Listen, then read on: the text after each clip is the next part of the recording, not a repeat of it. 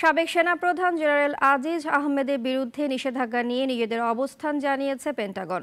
মার্কিন প্রতিরক্ষা বিভাগের সদর দফতর বলছে, এই নিষেধাজ্ঞা গণতন্ত্র এবং আইনের শাসনের প্রতি যুক্তরাষ্ট্রের প্রতিশ্রুতির প্রতিফলন। আরও জানাচ্ছেন আনোয়ার হোসেন।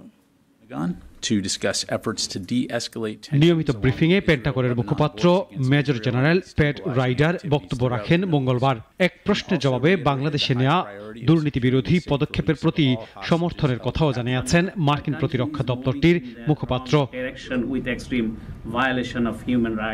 সাবেক সেনাপ্রধান আজিজ আহমেদের উপর নিষেধাজ্ঞা আরোপ করার মাধ্যমে বাংলাদেশের গণতান্ত্রিক প্রতিষ্ঠান ও আইনের শাসনকে শক্তিশালী করতে যুক্তরাষ্ট্রের প্রতিশ্রুতি পুনরায় নিশ্চিত হয়েছে বলে মনে করে পেন্টাগন।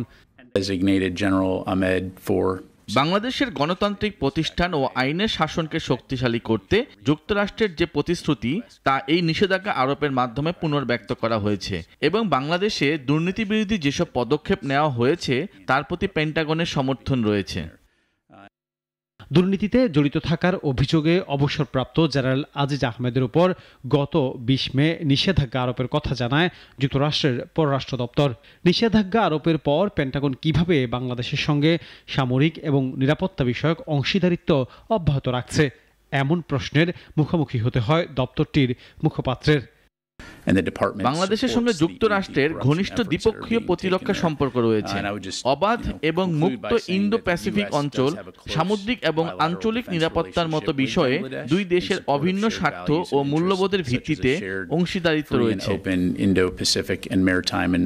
আজিজ আহমেদ তার বিরুদ্ধে যুক্তরাষ্ট্রের তোলা অভিযোগ অসত্য দাবি করেছেন, আর এমন নিষেধাজ্ঞা ব্যক্তিগত দায় বলে মন্তব্য করেছেন পররাষ্ট্রমন্ত্রী হাসান মাহমুদ। আনোয়ার হোসেন, নাগরিক, Dhaka. Walton air conditioner exchange অফারে স্প্লিট এসিতে 23,000 টাকা পর্যন্ত নিশ্চিত ছাড়।